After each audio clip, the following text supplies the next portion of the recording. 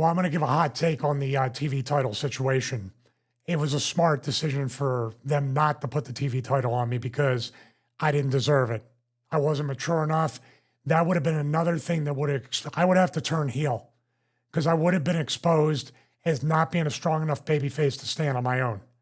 It eventually would have exposed me for being green, inexperienced, and not really knowing how to carry that belt. So for just a microcosm of this whole thing, it was great that Taz got it. And look at what Taz became off of winning the TV title. He carried it. I could not have done that at that point. You know, and then we try to be honest and transparent. There's no way the TV title would have meant less if I won it. And guess what? I would have meant less if I won it. It would have been a failure, an abject failure on both sides. This is the funny part because we're going to go back to the first question.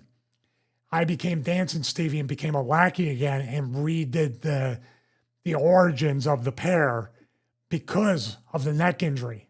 I needed to buy myself time and was under the assumption that I would just be doing maybe one bump here and there to protect Raven or being the obstacle to get in the way, to cut promos for weeks, if not months, to get Raven a ton of heat till they got their hands on me. And that got slightly accelerated. So yeah, I looked at that and it felt at the time a little bit like a bait and switch. But by the way, this was the best spot for me in this shark infested tank with Hogan, Nash, Hall, everybody. I was not mature enough to handle that. So in a way, if they brought me in as a character to, you know, how should I say, call and collaborate on matches, I probably would have got a ton of heat because I didn't know how to politically communicate to other talents that are on the roster. Make sense? Yeah. Why did you not go in as the same thing you were doing in ECW then? Why could you not be Big Stevie Cool? Maybe that was a trademark issue, I don't know at the time. But why couldn't you be Big Stevie Cool or some variation of that going to WCW? Was it just purely because you're going to be associated with Raven? Because we'll talk about this in a second. Raven didn't want the rehash either. But we'll talk about that in a minute. But why couldn't you be bWo Stevie? Well, one of two parts. Number one, obviously the easiest thing to put me with redo Raven and Richards. Number two, there was this little group that people might not remember called the NWO. That might have been a little too. Now, there was a second part of me that was like, if they see me, because I knew Raven and I weren't going to get along. That was already, I knew it. I knew it because we weren't getting along in ECW. So what's going to change in WCW? As much as I would try maybe to make it work on a personal level, two different people, two different places, whatever it might be.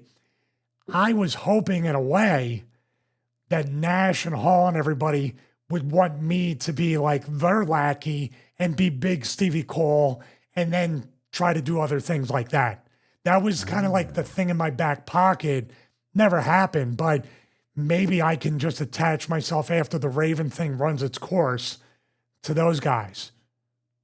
Do you know what's funny is the person who did that was only a couple of months there after you left, and Louis Spicolli. He ended up doing that for Scott Hall. And he did a great job. Louis was very entertaining. Okay, so the reason I said why weren't you bWo in WCW, well, obviously the NWO is there, I understand that, but then in 98 you have the Wolfpack and the B Team, and then the LWO, and then you have all these NWO parodies or derivatives once again, which is why I was thinking, did WCW have any interest in the bWo at that time? No, they never mentioned one word to me. That, Nash and Hall would say their funny little things to me, which was harmless. We'll talk about the initial like prank, which is in good spirit. I mean, it was really funny at the end, but I want anybody, by the way, if some dude 7 feet is staring down you with a scowl on his face, I want you guys bow up on that guy and see what happens. But it was a blessing in disguise because guess what ended up happening? In 2025, people still have nothing but a positive memory of the bWo and the core 3 members, myself, Nova, and Meanie. It would have been really, really watered down, and I believe it would have, like you just mentioned, the LWO and the Wolfpack and all the other ones, and it's like, just a gimmick. But ours is strictly a parody that actually somehow still stands on its own. So it really would have hurt, to use a word that's maybe a little too strong for a parody, it really would have hurt the legacy of the bWo. Okay, so I said on our previous episode, the one last week where it was Ask Stevie Anything, and I said, and I've said this in other ones as well, if you put in a question, and I think it's going to fit into a future topic like this, we'll include it, and we've got quite a few questions for WCW Part 1, 2, and if we get there, Part 3 as well. Mr. Not Funny 069 writes in and says, when you joined WCW, was there any heat between you and Scott Hall and Kevin Nash? And then I add maybe Hulk Hogan and Sean Waltman, who was 6 at the time, for being a parody of the NWO. So can you tell us the reactions of all 4 of those guys as to what they thought about the Blue World Order parodying them and maybe making a little bit of money off the NWO name? Okay, I'll go backwards. I'll go with the people that I have absolutely no clue and never mentioned or never sold it, and that would be Hogan and Sean. To this day, Sean, I've run into him a few times on Indie Show years ago, never made mention of anything, like never even a funny way, oh, everybody, Big Stevie Cole's in the locker room or whatever, he's taking, there was never anything like that. Scott Hall, of course, likes to press buttons and do whatever, so all day, and I'm sure him and Kev kind of like coordinated this. These are the kind of ribs I appreciate.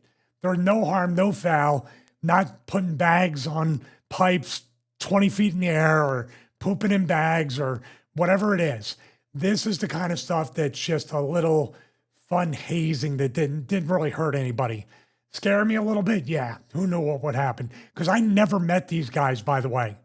Never met them, never talked to them, and Scott Hall, the entire first day I was there, was like, dude, Kev's looking for you. Kev's looking for you.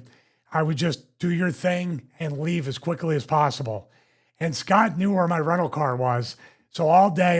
And Kevin, I didn't even see because I was like, if I see him, maybe I can talk to him and reason with him and say it wasn't me, it was Paul and it was a parody or whatever. Kevin, he might not have been avoiding me, but if he was, he put a lot of effort into it to make me sweat it.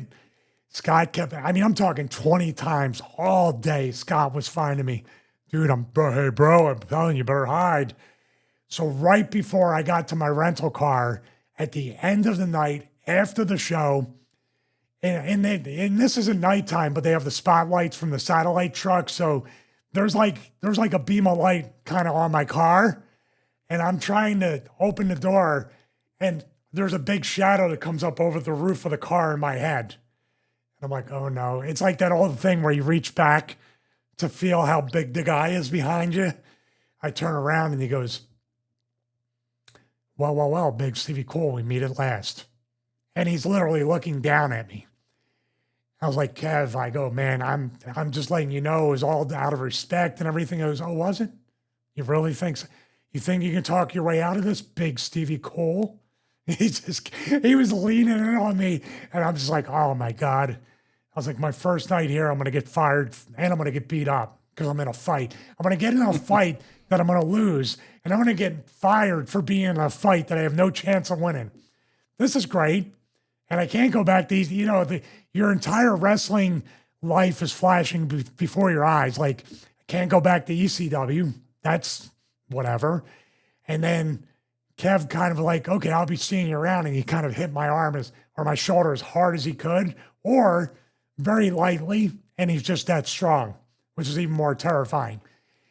So then he walks to his rental car and then gets in it. And he goes, hey, Big Stevie Cole, come here. And I walk over and it feels like the Green Mile, walking death row. I walk up to him. I go, yeah. I go, Kev, I'm so sorry. He goes, stop. I'm just messing with you. And dude, I exhaled so much. I felt like my body became like a puddle. When your bones leave your body, you're so much more relaxed. And I almost felt like hugging him. I was like, thank you. He goes, we're still gonna F with you every chance we get you, in public about this. Just take it in good fun. And go, trust me, I did. And it was done out of respect. And I was like, I tell you the truth, it's pretty entertaining. And he drove off. That was it. Hogan never said anything. Shawn never said anything. Scott still said, dude, he's still pissed. He's just trying to be nice. Yeah. So, and I appreciated that. So it was, and we even did, Scott and I did a thing for Wildcat Sports. It's on YouTube where I was the Wildcat Sports like Revolution or heavyweight champion. And I had the bWo shirt on. He had the NWO. We're looking at the shirts, looking down, looking up, and then just kind of started laughing about it. So it was kind of all in good fun. Did you know if they actually watched you in ECW or just heard about you? I think some of them watched me because dating back before that, we were also nervous because we heard stories about William Regal, Steve Regal at the time. And when we did the Blue Meanie Bloods, Meanie had reached out or somehow contacted him or had some communication. And he was nervous. Oh my God, is this? Because back then, people did take their gimmicks seriously. It was their moneymaker. And they really wanted to protect their gimmick at all costs. But Regal loved it. He thought it was him and Eaton and everybody, Dave Taylor, thought it was great. But we could not take that assumption when it came to the NWO. So yeah, we didn't hear anything except well after the fact that Hogan thought it was funny. Hogan actually, I think Nova got a picture with Hogan at a convention doing the poses or the mirror thing, like the doink thing. We really wanted to have a photo op. I mean, it's pie in the sky theory of everybody from the bWo and the NWO together for a photo shoot.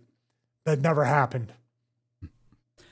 Did anyone not in that group that I mentioned, did anybody else mention the bWo to you while you were over there? Or mention, oh, so-and-so might not like this or love it, you know, one way or the other when you're in WCW? No, because I think at that point, the people that did see it just heard about it because it was their character. But outside of that, we were Raven and Stevie Richards, and most people never even heard of us from ECW. They were in the WCW bubble. So I'm thinking about it. You're working. You're not, let's watch wrestling and let's see what's going on. And obviously during the Monday Night Wars, WCW had WWF on at the time. WWF had it was a minute by minute trying to figure out. And that was kind of crazy and fun at the same time because I think sometimes they would switch the format based off of what they saw and they'd switch matches last second to throw something out there to try to beat the quarter hour. You never had a run-in with Baron von Raschke then? No, I didn't. I did have a run-in with Colonel De Beers, but we never did the Colonel. We did Colonel Domini. Oh, did you? He did Colonel Domini a couple times, yeah. Just one more thing about Kevin and Scott. Did they ever ask for residuals, even as a joke? I had offered to take Kevin out to dinner one time. Scott was getting to the point where Scott can be like, all right, it's too much, man. I've been 24/7, stop. You know what I mean? You try not to sell for it, but I did offer to I think I made a mistake one time of offering Kev a bWo t-shirt. And he goes, you really think I want to beat? I was like, no, I do not. And I regret saying. He laughed. I was like, yeah, it's kind of how's dinner? Yeah. The Big Mac or? Oh yeah, at the time. Yeah, at the time it was Wendy's buffet with the Ziploc bags to take to go.